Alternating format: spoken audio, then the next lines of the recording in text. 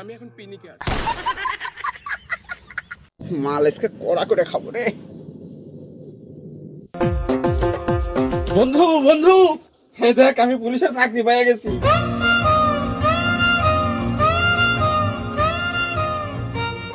তো বন্ধু জয়েন্ট কবে?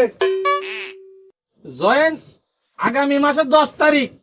ভালোই তো। মিষ্টি টিষ্টি খাওয়াস, আগে বেতন পাই।